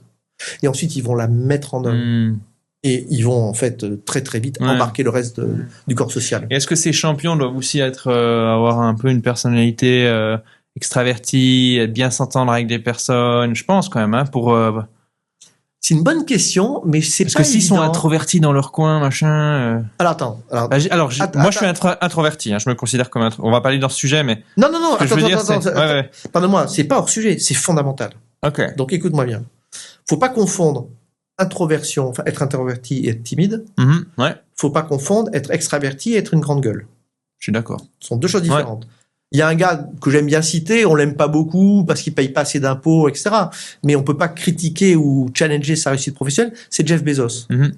Jeff Bezos, c'est un introverti. Mais si un jour tu dois prendre la parole devant une foule, il a de l'impact. Bien sûr. Il arrive à prendre la parole. C'est un introverti. C'est quoi un introverti? C'est quelqu'un qui réfléchit avant de parler. Quelqu'un qui a besoin de silence pour prendre la parole. Et en Il y a fait, plusieurs définitions, hein. il y a peut-être plusieurs. Enfin bon. Ouais, voilà. Alors moi, je vais prendre celle-là. Ouais, je vais prendre celle-là. C'est très bien. Ouais, c'est celle aussi qui est dans le MBTI, etc. Donc sont des gens qui ont besoin de réfléchir avant de prendre la parole. Ok. Au XVIIIe siècle, Denis Diderot disait, ce sont des gens qui ont l'esprit de l'escalier. C'est quoi l'esprit d'escalier? C'est des gens qui sont dans une réunion, dans un salon, et une fois qu'ils sortent du salon, ils se disent, zut, j'aurais dû le dire. Donc, ils ont l'idée dans l'escalier. Donc, l'introverti, c'est quelqu'un qui réfléchit. Mais quand il a fini de réfléchir, il peut percuter. Hein. Ouais, bien sûr. Donc, c'est pas de la timidité. Et donc, je reviens, comment on va choisir les champions? Ouais, les champions, ouais. On va choisir des gens qui ont un talent pour produire de la clarté et de l'envie en réunion. Et il n'y a pas qu'un chemin. Il n'y a pas juste des gens qui ont une grande bouche ou qui sont extravertis. Il y a aussi des gens qui savent mettre en valeur les collaborateurs, qui savent faire travailler un collectif et qui, une fois qu'ils ont su faire travailler ce collectif, les gens sortent avec de la clarté et de l'envie, comme on a parlé tout à l'heure. Donc, je récapitule. Rencontre avec le dirigeant, vérifier, ressentir s'il a envie, ensuite venir observer, tour de table 1, tour de table 2, petite expérience irréversible, méthode de la réuniologie, déployée chez d'autres personnes. C'est quoi la différence entre pionnier, parce que tu parlais de pionnier et les champions? Alors, je réexplique. Ouais, champion, j'ai compris, mais le pionnier, c'est... Je disais, ce concept des pionniers, je l'ai lancé au début. En fait, je me suis dit, pour transformer, on va essayer de commencer... Non, je rajoute un autre truc. En fait, ce que je me suis dit, c'est que c'est un sujet qui touche profondément à la culture. Donc, c'est compliqué dans une organisation de dire, ah là là, on a fait appel à un consultant, on va réinventer les réunions, vous allez voir ce que vous allez voir. Moi, je dis, attends, pas d'arrogance. Ça peut foirer, je peux ne pas être bon, donc on va pas commencer à faire un grand cinéma. Donc, ce qu'on va faire, à bas bruit, on va prendre un petit groupe de personnes, on va leur faire tester la méthode. Dans ce petit groupe de personnes, on va mettre 1 ou 2 dirigeants, de manière à ce que ces dirigeants puissent remonter au niveau supérieur en disant, ah, c'est pas mal, etc. Bon. Donc, j'appelle ça des pionniers. Et ça, je fais ça depuis 8 ans maintenant. Mais ce que je disais aujourd'hui, c'est que ces pionniers, quand on fait le casting de ces pionniers, les premières personnes qui vont être exposées à la méthode, je leur dis, prenez plutôt des champions. Des gens que vous savez déjà dans l'organisation être des personnes qui ont une capacité à avoir de bonnes réunions. Des personnes dont les équipiers veulent pas quitter l'équipe. D'accord? Alors qu'il y a d'autres équipes où les équipiers n'ont qu'un rêve. Voilà. Je vois, Ok. Tu vois? Ouais. Donne-moi un peu les résultats typiques que des gens peuvent, que des organisations, des entreprises obtiennent, en fait. Un avant-après. Ou le après, on va dire. C'est quoi? C'est un gain de temps? C'est un gain de clarté? Qu'est-ce qui se passe quand les réunions changent? Il y a une énergie qui change. Il y a une énergie qui change dans l'organisation. Là, il y a une organisation que j'ai accompagnée. Le type, il a été promu. Il est responsable d'un entrepôt avec 200 personnes. Il a un entrepôt avec 500 personnes. Et simplement parce qu'il s'est intéressé aux réunions. Et ce qu'il a fait, ce gars, Marc, je vais le citer, il se reconnaîtra peut-être, mais il a dit, moi, j'ai envie de progresser. J'ai envie de faire progresser mon comité de direction, mais je vais faire progresser tous mes managers. Donc, dans mon unité opérationnelle, je vais m'assurer que tout le monde a la même méthode. Et en fait, ça a développé, tout à l'heure, j'ai parlé d'empowerment. Quand les choses sont claires, quand tu sors de réunion et que tu sais exactement ce que tu as à faire, et on te dit, Paul, je compte sur toi pour me remettre sous 8 jours cette synthèse. Et qu'en plus, la veille des 8 jours ou pas, mais en tout cas, le jour des 8 jours, c'est rendu, la synthèse est prête, il va se trouver une sorte de spirale vertueuse qui va faire que les choses vont être changées. Toutes les réunions que les gens quittent en disant, alors, qu'est-ce que vous avez décidé? On n'a pas eu le temps de décider complètement parce qu'il faut qu'on reparle. Qu'est-ce que ça crée? Ça crée de la confusion. Bien sûr. Et ça crée ce qu'un Américain appelle du meeting recovery syndrome. En plus, en français, le temps que l'on passe à la machine à café pour se plaindre de la mauvaise réunion que l'on vient de quitter. Donc ça crée une sorte d'état d'esprit un peu, dégradé. Donc en fait, de la frustration. La frustration. Et après du turnover, et après ainsi de suite. Donc en fait, le résultat, il est avant tout dans l'engagement des individus, dans l'efficience d'organisation, mais de l'engagement. Je te rappelle, tu l'as dit tout à l'heure, une bonne réunion, c'est une réunion où tu fais un moment à la fois productif, avec un résultat, d'accord? Donc efficace, idéalement efficient, c'est-à-dire que l'efficacité est obtenue avec une économie de ressources, productif, engageant, c'est-à-dire que les gens qui sont là ont été des acteurs et non pas des figurants. Et en étant engagés dans la réunion, ils vont s'engager ensuite hors de la réunion. Et puis apprenant, on a parlé tout à l'heure, troisième secret, comment toute réunion se termine par un tour de table. Que je dis, ah ouais, tiens. Petit rétexte, quoi, un petit retour d'expérience, quoi. Ouais. Cette phrase que j'aime bien dire, ceux qui m'écoutent depuis un moment, ils doivent se dire, Pierre, il va nous la replacer. Moi, m'intéresse. On n'apprend pas de notre expérience, mais de notre réflexion sur notre expérience. Oui. John Dewey. Et je la trouve juste parce qu'en fait, il y a des choses qu'on répète depuis des années, mais on le fait mal, tu vois. Certaines personnes mangent depuis des années, mangent mal, dorment depuis des années, dorment mal, communiquent depuis des années. Donc la régularité n'est pas synonyme d'efficacité ou d'efficience, quoi. Moi, j'aime bien utiliser un truc qui ressemble un peu à ça, on parle toujours de test and learn. Moi, je dis test, reflect and learn. Ouais. Se poser, tester, savoir ce qu'on a fait, et voilà. Ouais. Alors, il y en a d'autres qui appellent ça le PDCA. Si tu veux, ces idées, elles tournent. T'as aussi Ray Dalio, il a son principe pain plus reflection at equal progress. Donc, en fait, quand t'as mal, tu te poses, tu réfléchis, tu te dis, comment faire pour ne plus avoir mal dans le futur? Ça paraît évident comme ça, mais ça ne l'est pas toujours. Moi, le premier, il y a des fois où je me dis, mais je suis con, j'aurais pu agir depuis plus longtemps, quoi. Qu'est-ce qui résiste? C'est quoi qui empêche la méthode de se déployer facilement quand tu viens dans des entreprises? Qu'est-ce qui revient souvent? C'est quoi? Les emails, les urgences? Admettons, t'as le comité de direction qui est dedans, t'as le dirigeant qui est dedans, mais tu sens que ça prend pas. C'est quoi les obstacles? Moi, je connais pas beaucoup de collaborateurs qui résistent à une réunion bien menée. Ok. Je m'explique. Si dans le schéma que tu décris, le comité de direction, le dirigeant s'approprie des gestes simples et applique une discipline la même à leur réunion, il y a peu de gens qui vont se plaindre en disant, dis donc, depuis qu'ils ont été formés, tu sais ce qui se passe? On est beaucoup plus clair. Voilà. On sait. Les réunions démarrent à l'heure. Ah bon? Dis donc. Elle termine à l'heure. Elle termine avant l'heure. Très bien. Et tu sais, mais il y a un truc qui est vraiment incroyable. On sait ce qu'on a à faire en sortant. Et en plus, on en fait beaucoup moins. Et en fait, non plus. Donc, en fait, si tu veux, quand tu as vraiment une exigence et une exemplarité en haut, ça descend. Alors ensuite, les freins, c'est que de toute façon, dans un collectif, en fait, tu as toujours des gens qui sont réfractaires. Bien sûr. Tu vas dire, il y a une méthode, forcément, attendez, moi, sa méthode... Ça fait 20 ans que je fais des réunions. Voilà, donc j'en ai pas besoin. Donc ça, là, il faut les oublier, ok? Donc, il faut se focaliser, on a parlé déjà sur les champions. Ensuite, ces champions vont un petit peu embarquer le ventre mou, en tout cas, les indécis. Et puis, il y a des gens que l'on va pas changer. Ouais. Sans parler qu'il y a parfois j'ai une anecdote assez rigolote, mais des dimensions culturelles. Moi, j'ai la chance de bosser avec des gens à Tahiti. Et donc, il y a 2 personnes là-bas qui forment des Tahitiens.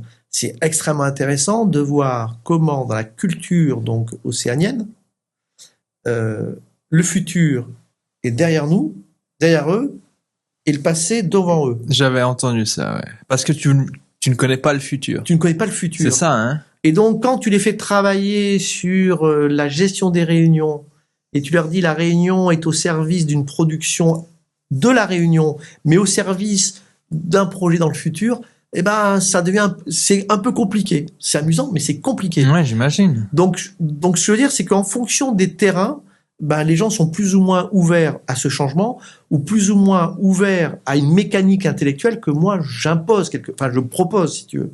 Il y a des gens qui me disent, moi, quand je dis une réunion, tiens, un autre exemple, c'est, tout à l'heure, j'ai dit 3 objectifs pour une réunion. Générer des idées, prendre une décision, renforcer l'engagement. Systématiquement, mais Monsieur Vareille, chez nous, on a des réunions d'information, c'est pas des réunions? Je leur dis, si, mais l'information n'est pas un objectif.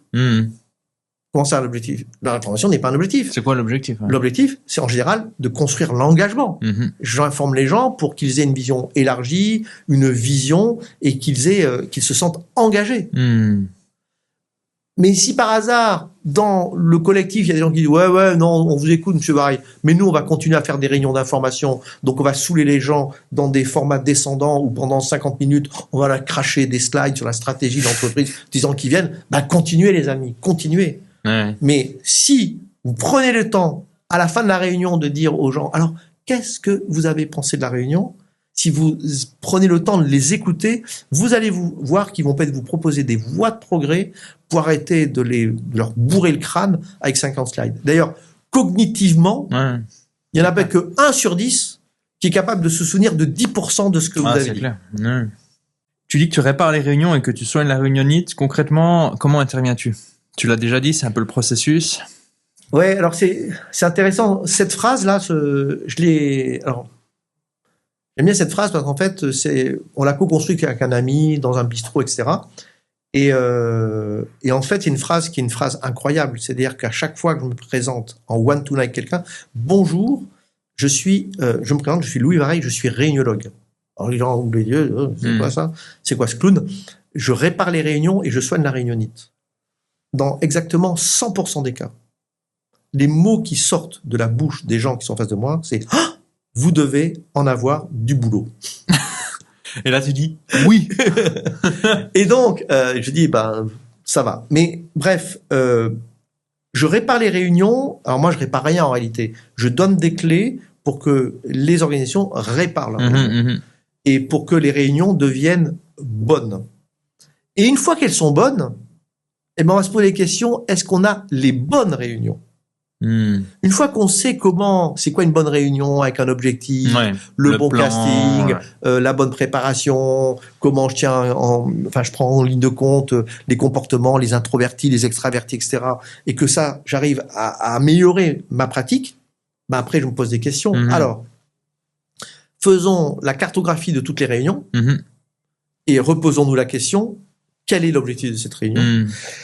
Est-ce que les moyens affectés à cette réunion sont les bons? Et là, je vais soigner la réunionnite parce que je vais remettre en question des pratiques. Mon premier client, on a fait un truc génial, mais vraiment génial. C'est des gens de l'informatique. Donc en fait, ces gens, ils aiment bien les tableaux de bord, les machins, c'est génial. Et on a fait une cartographie de toutes leurs réunions. Donc on s'y est mis. Alors c'est une boîte assez importante, hein. Et on a fait un grand tableur Excel et on l'a ensuite mis dans une cartographie à 2 dimensions. Enfin, je dirais même il y avait 4 dimensions dans la cartographie, puisqu'il y avait la qualité perçue de la réunion, son caractère stratégique, mais il y avait surtout la taille des bulles sur la cartographie, c'était le coût de la réunion. Et quand ils ont commencé à regarder les trucs, ils disent « Ouh là là, mais cette réunion, elle nous coûte 200 000 € par an. Qu'est-ce qu'on fait ?» Et là, on s'est dit « Attendez, on va la regarder au microscope et on va s'attaquer à cette réunion. » Et là, tu vas attaquer la réunionnite. Parce qu'une fois que tu as regardé ces 200 000 €, tu as regardé l'ordre du jour, tu as regardé le casting et tu te dis, mais finalement, est-ce qu'on atteint bien l'objectif? Est-ce qu'on a besoin de 100 personnes dans la salle? Est-ce que ça ne ferait pas aussi bien le boulot avec 15 personnes? Et qu'est-ce qui va se passer? Les 85 personnes qui vont plus venir à cette réunion, ils sont un petit peu, pas guéris, mais ils seront un peu moins soumis à la réunionnite.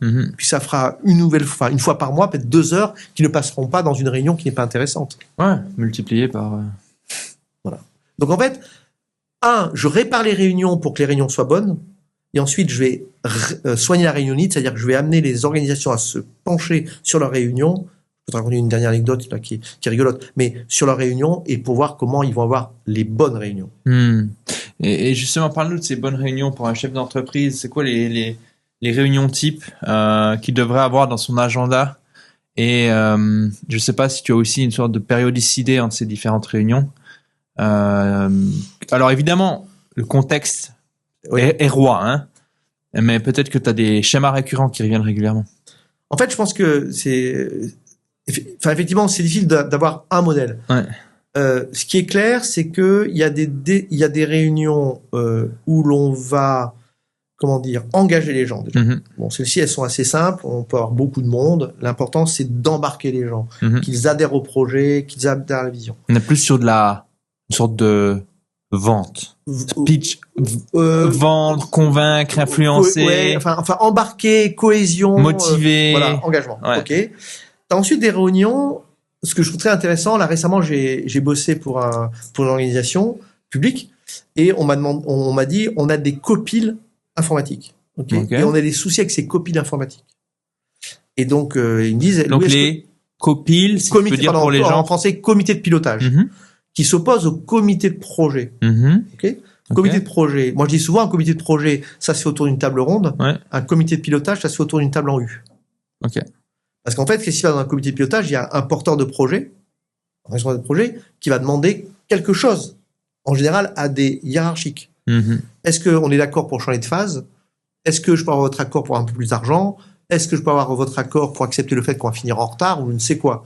Donc, en fait, et donc, je travaille avec cette entreprise, je leur dis, très, très bien, je vais observer des copiles. Bon, j'assiste à un premier copile. C'est le consultant extérieur qui anime le comité de pilotage.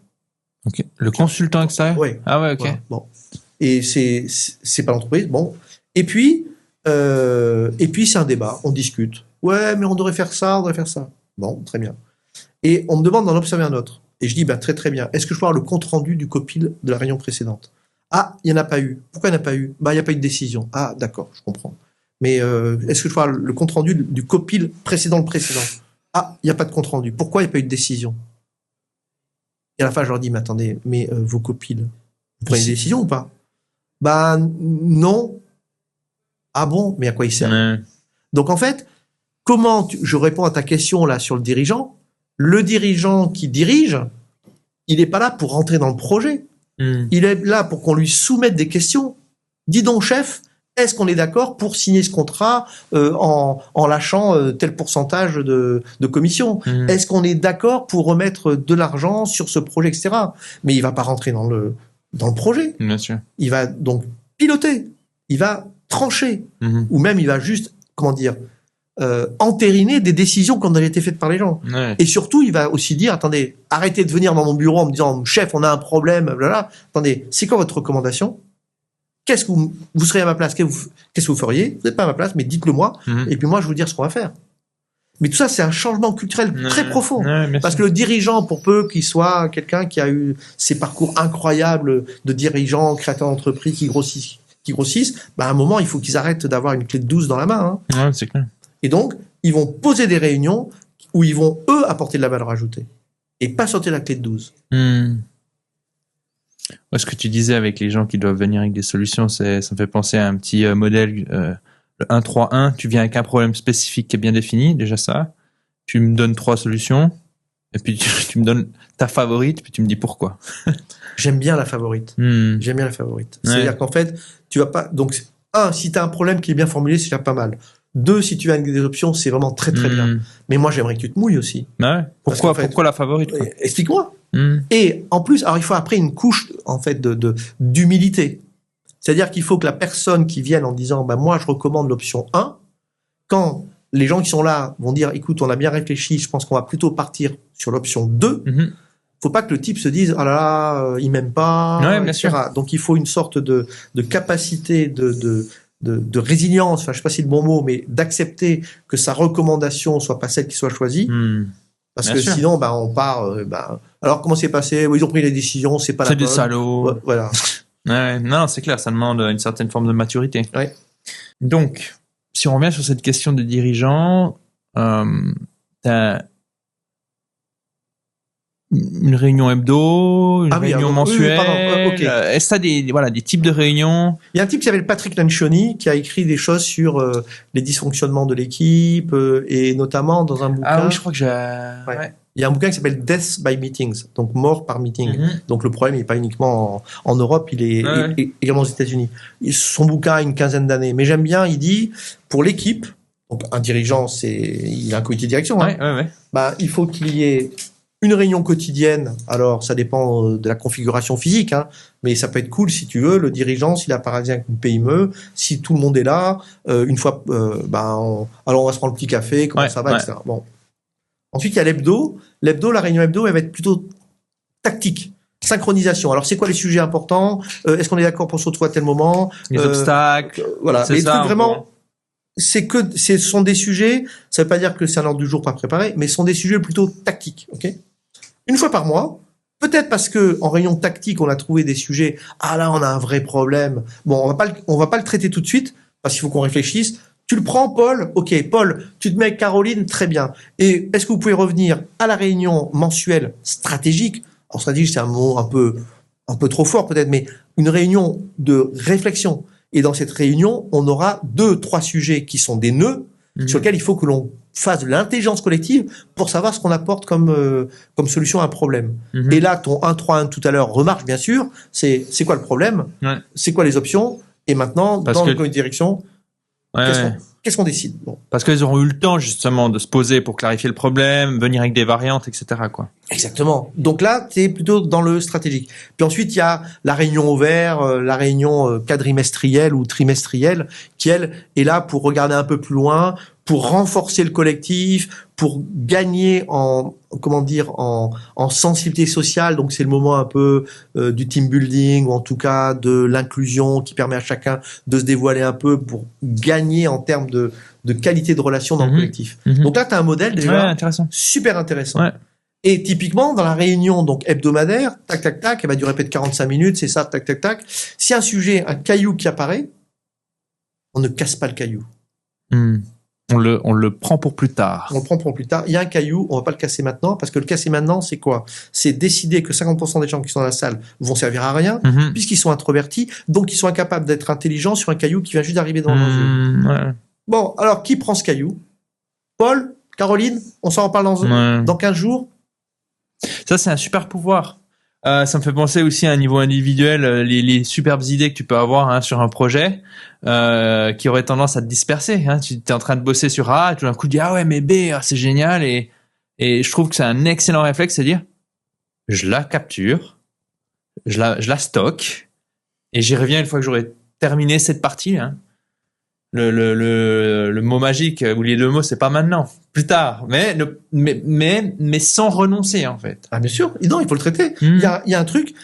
Hier, pareil, j'étais dans une réunion pour préparer un atelier, etc. Enfin, dans une banque, et la réunion était sous contrôle. Et puis à un moment, il y a la question qui arrive. Ouais, mais on vient combien à l'atelier? Il y a 4 personnes là de l'entreprise. Moi, j'aime pas qu'on soit tous là. Et puis ça commence à débattre, et ben on a fini avec 10 minutes de retard. Moi, si j'avais été le patron de la réunion, je dis attendez, stop, toc. On a une question qui est qui va venir à l'atelier. Vous allez réfléchir, mais d'abord sans nous, puisque nous on est le consultant, mais surtout vous n'allez pas le faire maintenant. Il y a un problème. Est-ce qu'il faut que vous soyez 4, 3 ou 2, mais on va pas le traiter maintenant, puisqu'en fait c'est un sujet qui est venu hors agenda, hors ordre du jour. Bien sûr. Alors faut pas être psychorigide, mais le simple fait d'avoir attaqué ce sujet, ça crée de la confusion, ça crée de la frustration, on a dérapé, voilà. Dans ton livre, tu évoques les 3 secrets de la réuniologie. Ils sont liés probablement aux 3 choses qu'il faut pas faire. Oui, j'en ai parlé rapidement tout à l'heure. Donc, commencer par la fin, être clair sur l'objectif.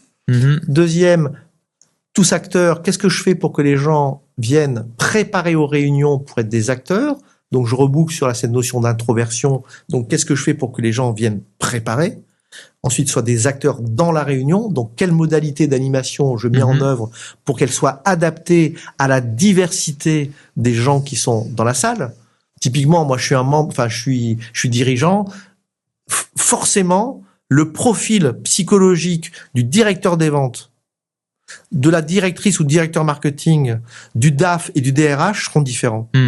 Donc, si je décide d'avoir une modalité d'animation qui est peut-être en phase avec moi, mon style, parce que je suis l'ancien directeur commercial qui est devenu patron, avec un peu de chance, le DRH va pas m'entendre, la directrice marketing va pas m'entendre, et peut-être le DAF encore moins va m'entendre. Donc, si je veux que les gens soient acteurs, qu'est-ce que je mets en œuvre comme modalité d'animation pour que tout le monde soit dans le coup? À la fin de chaque réunion, si je veux que tout le monde soit acteur, c'est quoi qu'on a décidé? Qu'est-ce qu'on a décidé? Qu'est-ce qu'on a décidé? Quels sont les engagements qu'on a pris? Et troisième secret, j'en ai parlé tout à l'heure, comment on finit une réunion en disant, attendez, avant de se quitter, on se fait un tour de table, qu'est-ce qu'on a pensé de ce qu'on vient de faire ensemble? Tu recommandes justement par rapport à ces profils, ces personnalités, des tests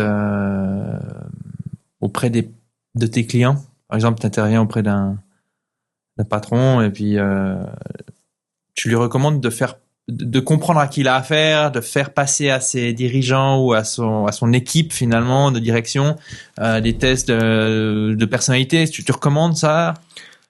Alors, je recommande pas pour 2 raisons, parce que pour moi, c'est hors du champ de moi, c'est la méthode de réunion. Ouais. Et deuxièmement, parce que c'est très contesté. Ok. On est tous d'accord que MBTI disent qu'il n'y a aucune validité scientifique. Alors, je dis pas que c'est pas utile pour obliger les gens à réfléchir, à se parler. Moi, j'en ai suivi 5, je crois. Le MBTI de base, le MBTI Advanced, le disque de base, le disque Advanced, Facette. Bon, bref, mais ça, c'est pas mon univers. Par contre, moi, ce que je vais essayer d'imaginer, c'est des méthodes de gestion de la réunion qui va être inclusif pour tous les profils. C'est ça l'idée. Ok. Et tout à l'heure, j'en ai déjà parlé. Je peux en parler, sans fin. Mais si je ne mets pas en œuvre des moyens en réunion pour que les introvertis viennent préparer, je me plante. Ouais, c'est clair. Si je ne mets pas en réunion des moments où les gens vivent un trip temps de réflexion individuelle préalable, c'est-à-dire sur ce sujet, j'aimerais savoir ce que vous pensez et qui vous semble important de faire, mais avant que celui qui a la plus grande bouche ou celle qui a la plus grande bouche prenne la parole, on dit, attendez, on va se poser pendant 2 minutes en silence, et je veux pas entendre une mouche, vous essayez de formuler qu'est-ce qu'il faudrait qu'on fasse pour que ce projet soit un succès. Trip. Bon, et maintenant on est bon, qui commence? Tu leur fais écrire. Tu leur fais écrire, bien sûr. Ouais, parce qu'après, sinon... sinon, il y a un biais de groupe, c'est-à-dire... Bien sûr. Lui, il a dit qu'il fallait... Ou le patron a dit que... Voilà, exactement. Alors, astuce. Il y a une vidéo que je trouve magnifique. Simon Sinek. Be the last to speak. Ça, c'est un conseil que je donne à tous les patrons. C'est, quand vous posez une question, on vous dit souvent, vous, en tant que patron, vous devez écouter. Mais pour moi, écouter, c'est un concept presque intellectuel. Moi, le conseil que je donne, parlez le dernier. Et si vous êtes patron, que vous partez le dernier, forcément, en général, vous êtes obligé d'écouter. Et ça, c'est aussi un tic, ou une attitude qui est d'une puissance incroyable. Incroyable. Sur ce sujet, j'aimerais que chacun réfléchisse en silence, sur un post-it. Une chose que vous seriez, vous, prêt à faire pour faire de ce projet un succès. Tu parles du tic. Est-ce que tu peux nous parler du TOC du boss? Alors là, je parlais du trip. Le TOC du boss. Le TOC du boss, c'est un truc un peu nouveau que j'ai imaginé. Je l'ai présenté au salon du management. Et alors, là, on est en audio, mais je me suis acheté des mitaines de conduite. Tu sais, les gants là qu'on connaît un peu. Et je mets les mitaines et je dis aux gens, vous montez dans une voiture. La personne ouvre la boîte à gants, sort des gants, met les gants et s'apprête à démarrer. Qu'est-ce que vous dites? Je me dis les snobs, je me dis qui se prend pour Steve McQueen dans l'affaire Thomas Crown et que je suis fait de Noé assis à côté de lui. Je me dis peut-être qu'il a des mycoses. Bon, mais moi ce que je me dis, c'est que cette personne, la conduite est un acte conscient, intentionnel. Il va mettre de l'attention, de l'intelligence, de l'exigence. Okay. Eh ben, imaginez dans une organisation que le patron ou la patronne ait un acte vertueux en début de réunion, en milieu de réunion, en fin de réunion, qui permette à tout le monde de dire « Oh là là, il prend ça au sérieux. » Moi, je bosse avec une boîte à Lyon, je vais pas les citer, encore que, mais le patron, il est introverti. Donc, il a besoin de préparer. Quand il arrive en réunion, Frédéric, son assistante, lui a imprimé tous les slides. Et sur tous les slides, il y a des questions, des soulignements, des remarques. C'est quoi le message qu'il fait passer à tout le monde? C'est que moi, patron, je viens préparer. Je viens pas... Alors, je viens pas préparer juste pour faire le snob, c'est parce que j'ai besoin. C'est un besoin. Mais tu vois, la puissance de ce simple acte qui te permettra de dire à tout le monde autour du comité de direction, oulala, c'est important les réunions pour lui. Et donc moi, ce que je recommande, tout à l'heure on parlait comment faire bouger les pratiques en réunion, tous les patrons devraient adopter un TOC. et le mettre en place dans toute la réunion. Et après, les gens, oh là là, tu vas à la réunion de Paul, ouais, oh là là, il va encore nous faire le coup, là, d'être à l'heure. Ou bien, il va encore nous faire le coup à la fin de la réunion, demander, bon, attendez, avant de se quitter, là, quelqu'un peut-il me récapituler ce qu'on vient de décider? Mais les gens, ils vont dire, ils seront un peu critiques, mais en réalité, ils seront extrêmement, profondément touchés par ce toc. Parce qu'il se dira, ce chef, il pense que la réunion est un acte conscient, intentionnel, qui coûte cher et auquel on doit porter toute son attention. Moi, j'ai un toc, le toc de l'organisologue. Quand je viens en entreprise, je viens avec, donc j'ai ma petite boîte d'intervention et puis je sors deux minuteurs comme le tien pour gérer le temps, justement. Le temps du bloc en cours et puis le bloc des exercices dans le bloc. Et c'est vrai que les gens, j'ai déjà eu ce retour, t'as ce petit côté, oh, il y a quelque chose qui va se passer. T'arrives avec 2 minuteurs, quoi. Génial. Donc, mais je l'avais jamais vu comme ça. Mais c'est vrai que pour moi, finir à l'heure, c'est quelque chose de très important, quoi. Et donc, en fait, pour quand tu fais, par exemple, une demi-journée d'intervention avec des groupes, des trucs, des machins, bah, t'es obligé de bien gérer cet aspect-là. Et une manière de y arriver, c'est d'avoir pour moi 2 minuteurs, quoi. Donc, c'est marrant, ça me fait penser à ça. Ouais, mais quand les gens, tout d'un coup, ils disent, oh purée, voilà. Ils ferment les ordis, t'as les stylos qui... Bah oui, poser le minuteur, c'est une façon de dire, le temps que l'on va partager, il a de la valeur pour moi, mais je pense qu'il a la valeur pour vous. Donc, ouais, c'est intéressant. Est-ce qu'il y a un petit hack ou un geste simple de réuniologue que tu recommanderais à n'importe quel dirigeant pour rendre ces réunions tout de suite plus efficaces? Parce qu'évidemment, pas tout le monde pourra travailler avec toi. Mais j'ai tout dit. Mais être toujours le premier dans la salle. Ok. Ouais. Toujours le premier dans la salle. Pour tester la technique ou pas forcément? Alors, non, pas forcément la technique, mais accueillir les gens. Ok, ouais. Paul, dis donc, chouette, je crois que le contrat, tu l'as signé, bravo. Gérard, ton épouse est contente de sa nouvelle bagnole électrique? Tiens, au fait, je crois que ça y est, vous avez recruté le chef de groupe marketing. Ouais. Juste ça. Ouais. Juste ça. Donc, être le premier, accueillir. Ok? Donner de l'importance à l'autre. Il y a un Américain qui dit, il faut qu'on soit le steward. Le patron de la réunion, il doit être le steward des gens qui viennent, si tu veux. Okay? De les accueillir. On dirait en français steward, on dirait hôte, en fait. Bon. La deuxième chose, donc, être toujours le premier. Alors, idéalement, démarrer à l'heure. Bon, t'es dans un pays où c'est plus facile que dans le mien. Encore que, bon, mais en tout cas, moi, j'anime des réunions toutes les semaines. Okay? Elles démarrent à chaque fois à l'heure. J'ai jamais dit. Comment tu gères les gens qui arrivent en retard? Alors, t'as plusieurs manières. La première chose, c'est, comment dire, dans le petit groupe que j'anime actuellement, enfin, un des groupes, on est 5. Il y en a un qui arrive systématiquement en retard. Bon, donc, début de réunion à l'heure, je dis, bon, on démarre. On va dire que c'est Paul. Parce que Paul va arriver en retard. Donc les gens sourient, ils se disent, bah oui, effectivement, Paul arrive. Ensuite, quand Paul arrive, on est dans un truc un petit peu amical, je lui dis, Paul, on a commencé à l'heure. Voilà. Autre chose que je fais, c'est que quand j'ai des ateliers un peu compliqués, j'envoie un petit mot en disant, j'ai prévu de démarrer à l'heure. Si vous préférez que nous démarrions en retard, indiquez-le moi, j'ajusterai l'animation. Je l'écris. Voilà. Alors c'est un peu de la provoque, hein, mais bon. Non, moi c'est clair. Ensuite, les gens qui arrivent en retard, faut les accueillir parce que tu sais pas pourquoi ils sont en retard. Alors le Paul dont je t'ai parlé, il est systématiquement en retard. Donc je sais pourquoi il est en retard parce que les gens qui arrivent en retard, ce sont des optimistes. C'est des gens qui 5 minutes avant l'heure de la réunion se disent je passe un coup de fil. Okay, et j'en ai plus que pour 3 minutes. Mais en fait, ça dérape. Bon. Mais donc, mais lui, je vais arriver à le tordre. Là, ce Paul-là, je vais y arriver. Petit à petit, il va comprendre qu'être à l'heure, ça a vraiment de la valeur. Bon. Ensuite, quand quelqu'un arrive en retard, donc tu sais pas pourquoi il est en retard, sauf si c'est récurrent. Donc tu l'accueilles. Bon, Paul, écoute, on a commencé, on est à ce point-là. Pas de violence. Okay. Et puis, si Paul continue. Écoute, tu vas le prendre en one-one. Face-face. Et bon, Paul, que faut-il que je fasse pour que tu arrives à l'heure aux réunions? Parlons un peu de l'intelligence artificielle. Quelle est ta position par rapport à ça dans les réunions?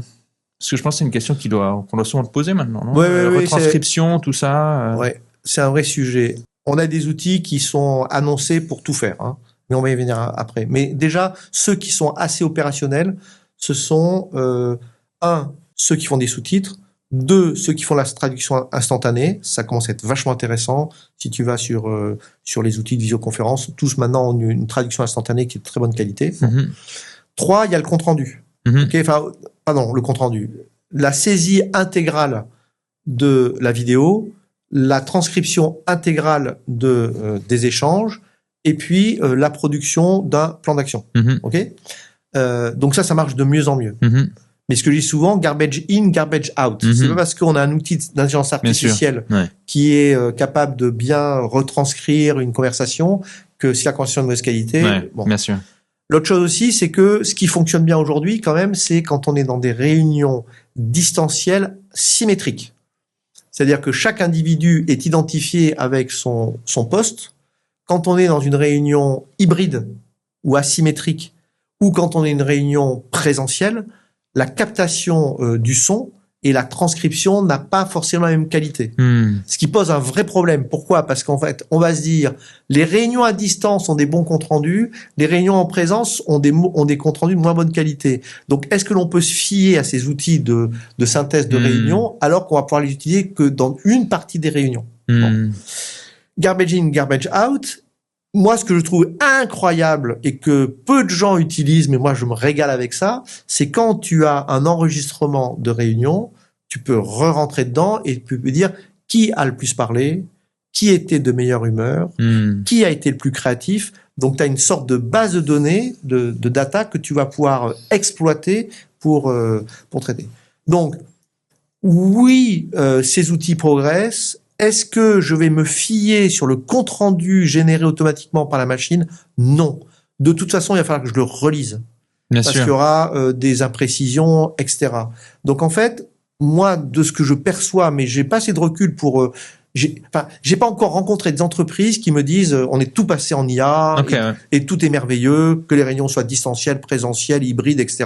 Comité de direction, comité de pilotage, etc. Bon.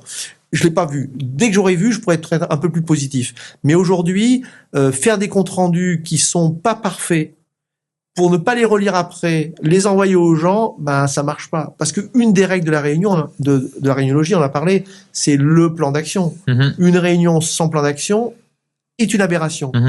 Et si on attend que la réunion soit finie, que le compte rendu soit produit par l'IA, on va pas obtenir l'engagement des gens.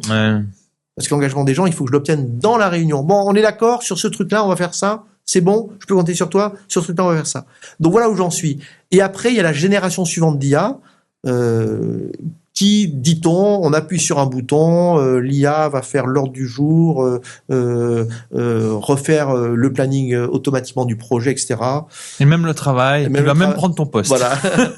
Et ça, je suis un peu réservé. Et quand je pense à l'argument qui est parfois proposé, qui est de dire grâce aux IA, on peut arriver en retard aux réunions, ça me fait un peu sourire en me disant, mais donc, au bout du bout, peut-être qu'un jour, tout le monde pourra arriver en retard en réunion, parce qu'il y aura une IA qui fera la réunion à notre place. Donc, voilà. J'ai pas assez de recul. J'ai pas assez vu d'expérience. Ce que je sais, c'est que ça marche de mieux en mieux. C'est quoi les outils que tu as en tête, là ? Il y a Zoom, le contrôle du Zoom. Il y a Teams. Et puis moi, je suis un gros utilisateur de Fathom. Fathom, qui marche plutôt bien. Et qui permet de générer des comptes rendus. Mais je redis, garbage in, garbage out. Si la réunion est mauvaise, le compte rendu sera mauvais. Ouais, intéressant. J'avais entendu parler des outils que tu as mentionnés. Je les ai pas testés, j'ai pas d'expérience là-dedans. Il y a des fois des personnes qui me la posent. Alors après, maintenant, je pourrais leur dire, écoutez le podcast à ce moment. Alors, je reviens quand même sur l'enregistrement. Ça a un avantage, un inconvénient. L'avantage, c'est que les gens sont un peu plus attentifs à leur comportement parce qu'ils savent qu'ils sont enregistrés. Donc, si Paul est en train de faire ses emails, Paul, sur le sujet, j'aimerais bien avoir ton avis.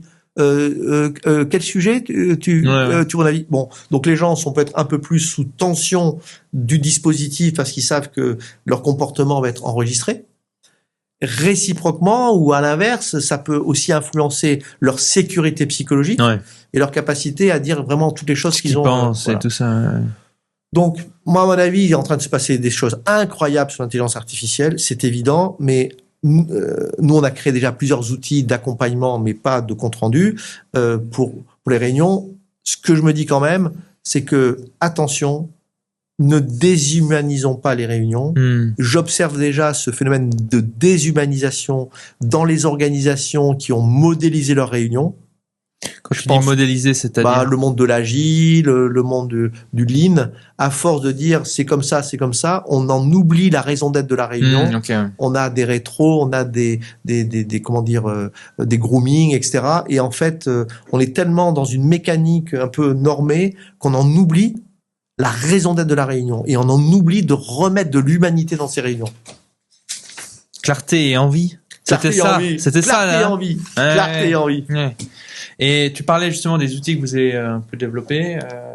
Parle-moi un peu des outils, parce que la réuniologie, tu vas venir avec une méthode, hein, plus un accompagnement et tout ça, mais c'est quoi les outils que tu recommandes en fait pour avoir pour on va dire préparer, animer et suivre les réunions?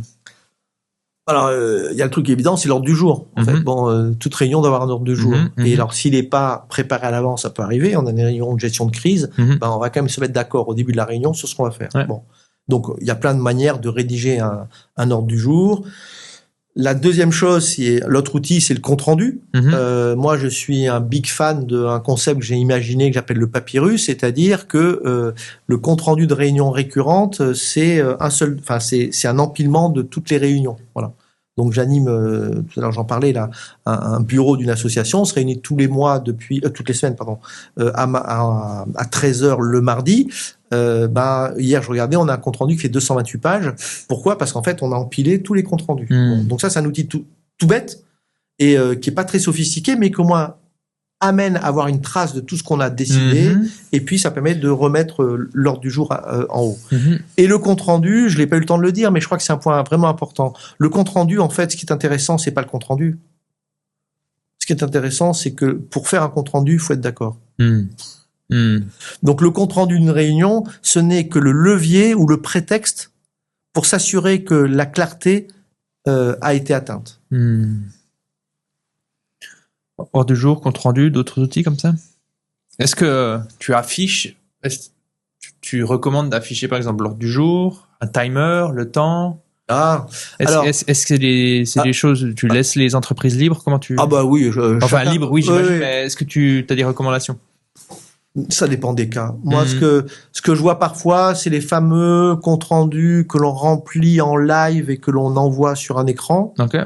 Et en fait, qu'est-ce qui se passe? C'est que les gens passent leur temps à savoir à quelle vitesse tape la personne qui va le taper. Les fautes qu'elle fait. Et les fautes qu'elle fait. Ouais. Et en fait, on est défocalisé. Ouais, okay. Ouais. L'autre truc, ce que je trouve dramatique, c'est la situation où l'animateur de réunion tape le compte rendu. Ouais. C'est dramatique parce qu'en fait, animer une réunion ou taper un compte rendu, ça fait appel à des bouts du cerveau, je les connais pas bien, mais qui sont pas les mêmes. C'est clair. Donc en fait, qu'est-ce qui se passe quand vous avez, moi je vis ça assez souvent, la personne tape, je fais autre chose. Parce qu'en fait, ça fait une sorte de perte d'énergie, de tempo dans la réunion. C'est dramatique. Donc moi, je suis prudent là-dessus. Parfois, on a des tableaux de bord. Moi, j'aime bien le crayon, si tu veux. Sur une équipe, je les ai pas encore convaincus, donc il y a une des personnes qui tape sur l'Excel, voilà. Et ça ralentit tout. Et elle tape quoi? Elle tape 100 mots. Elle ferait mieux d'avoir un bout de papier, de le noter sur un truc. On diviserait la durée de la réunion par 2, et puis après la réunion, elle dirait voilà ce que. Donc voilà ce que quand on parle de compte rendu live, je pense qu'il faut là aussi être critique en fait. C'est se dire, est-ce que ça marche? Ouais, c'est ça. Est-ce que c'est la meilleure? Est-ce que ça nous facilite la vie, quoi? Voilà, exactement. Donc, il n'y a pas de dogme là-dessus. Mais moi, ce que je sais, c'est que les situations où tout le monde est en train de regarder ce qui est en train de se projeter, c'est... les outils, pardon. Attends, un truc intéressant, qui me vient. Je suis effaré. Alors, de la même façon que Word, c'est un logiciel, moi, que j'utilise depuis quasiment 40 ans, il y a 35, et quand je vois parfois des gens qui continuent à faire des retours chariots pour sauter des pages, je me dis, attention, là... Bon, sur les visioconférences, c'est pareil. Il y a des fonctionnalités sur les visioconférences qui sont incroyables, mais les gens en utilisent, 10%. Donc, quand on parle d'outils, moi, je crois beaucoup à ça, c'est quand on met à disposition d'une équipe, d'une organisation, un outil, faut former les gens à l'outil. Et il faudrait former les gens à la visioconférence. Comment je peux utiliser les 9 manières différentes de partager un document sur Teams? Comment Ouais, bien sûr. Voilà. Ouais.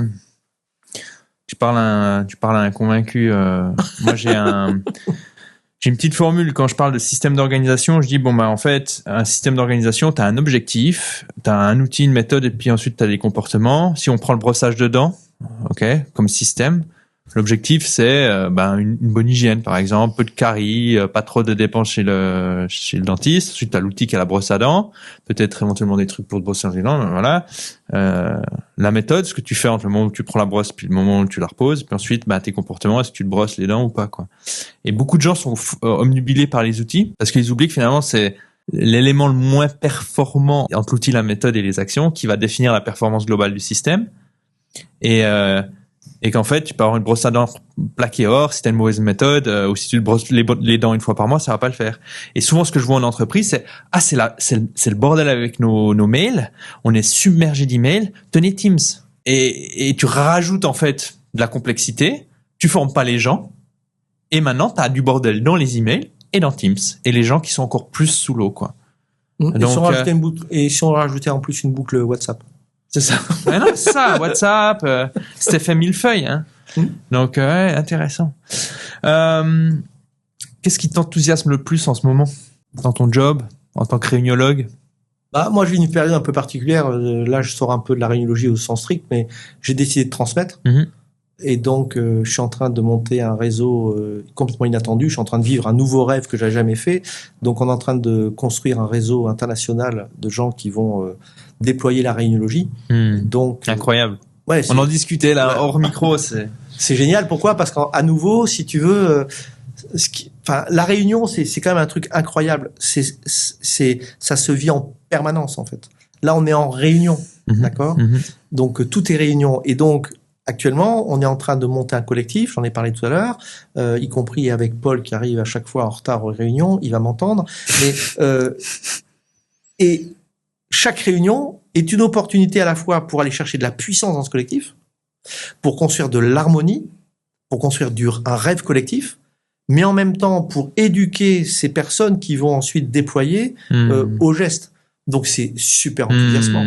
Plus le fait que dans l'équipe qu'on a constituée, il y a des gens qui me challengent. Qui me disent, ouais, Louis, tu fais comme ça, mais est-ce qu'on ne pourrait pas réfléchir à ça? Et ça, c'est génial. Ouais, on est dans une sorte d'apprentissage permanent. Donc ça m'enthousiasme. Ce qui m'enthousiasme aussi, c'est que c'est la discussion qu'on a eue sur l'IA. Donc l'IA va transformer les organisations, va bouleverser la manière avec laquelle on communique, plein de choses. Mais je pense que des bonnes pratiques robustes de réunion vont être de plus en plus indispensables en fait. Et ça, c'est super excitant de se dire que la réuniologie va peut-être contribuer à réhumaniser un monde qui se digitalise et qui voilà. Donc ça, c'est enthousiasmant. Où c'est qu'on te retrouve? Où c'est que tu postes du contenu? Où c'est que tu partages tes idées? Alors, pour les personnes qui sont toujours avec nous, déjà, je vous remercie d'être là. Et si elles veulent aller plus loin, où c'est qu'elles peuvent te suivre? Elles peuvent aller sur LinkedIn. Donc j'ai monté un réseau, je crois que j'ai 23 000 contacts, donc c'est sympa. Alors est-ce que tous lisent ce que je fais? Je sais pas. Dans LinkedIn, on peut s'abonner à une newsletter. Donc je publie tous les mois depuis 6 ans un article. Maintenant plutôt 2 fois par mois, mais pas beaucoup plus. Troisièmement, j'anime un webinaire tous les mois. Depuis 6 ans, donc je crois que dans 15 jours, ce sera le 78e. Et 78 webinaires, je change de sujet à chaque fois. Ouais, intéressant. Et ça, c'est pour ceux qui sont abonnés à ta newsletter? Non, c'est pour tout le monde. Okay. Voilà. Donc c'est open bar. Et justement, pour trouver le lien du webinaire, c'est via LinkedIn? Alors, ils vont sur LinkedIn, ils vont sur Google, ils vont sur l'École internationale de rhinologie, ils vont voir peut-être sur YouTube, ils verront des vidéos. Je pense que je suis assez accessible. La meilleure des manières aussi, c'est si on va sur mon site, il y a donc rhinologie.com, il y a mon email, il y a mon téléphone, il y a aussi le Rhinoscope. Le Rhinoscope, c'est un petit outil que j'ai imaginé qui permet aux gens de répondre à 10 questions et je leur réponds individuellement et personnellement sur ce que je pense de leur pratique en réunion. Voilà. Donc, c'est une manière. Individuellement, c'est toi qui fais. Ouais. Et pour à la main. Tous? Oui. tous. Mhm. Ça prend un petit peu de temps, mais c'est un plaisir. Bien sûr, hein. bien sûr. Surtout quand les gens me disent, voilà, je suis dirigeant, je leur dis à quelle fréquence vous faites des réunions, combien de trucs, et je leur dis, ah bah si je comprends bien ce que vous m'avez raconté, qui sont des carabistouilles, vous animez une réunion tous les 6 mois. Bon, bref. Mais donc il y a le réunioscope, mais sinon, Super. les gens peuvent me contacter comme ils veulent, ce sera avec Super. plaisir. En tout cas, c'était un plaisir d'échanger avec toi, Louis. Je te souhaite tout le meilleur pour le développement. En tout cas, la phase dans laquelle tu es, qui est une phase, un nouveau défi finalement, un nouveau défi, un nouvel. Y compris, pardonne-moi, je rajoute un truc, y compris de localiser la méthode. Donc aujourd'hui, elle est en français. Je pense dans un an, elle sera en anglais, en espagnol, en arabe et en portugais, enfin en brésilien. Et ça, c'est super excitant. Ouais. Avec tout l'enjeu de la culture qu'il y a derrière. Ouais. Et on peut suivre un peu ce développement où vous gardez, enfin, tu partages un peu ça sur tes newsletters ou pas forcément? Bah, là, pour l'instant, le développement, justement, de la méthode et tout ça. Comment ça va être traduit? Oui, enfin, en fait, ce que je voudrais faire, mais je sais pas quel moment va paraître ce podcast, mais on aimerait vraiment, là, on est en train déjà de faire des missions chacun de notre côté, donc, on est en phase de monter en puissance, mais au 1er janvier 2026, on aimerait vraiment annoncer quelque chose, quoi. Cool. Super. Bon, en tout cas, je vais suivre ça de près et je te souhaite tout le meilleur. Merci beaucoup, Louis. Non, je t'en prie, c'est vraiment un très bon moment. À bientôt. Super. À bientôt. Ciao. Cool. Génial.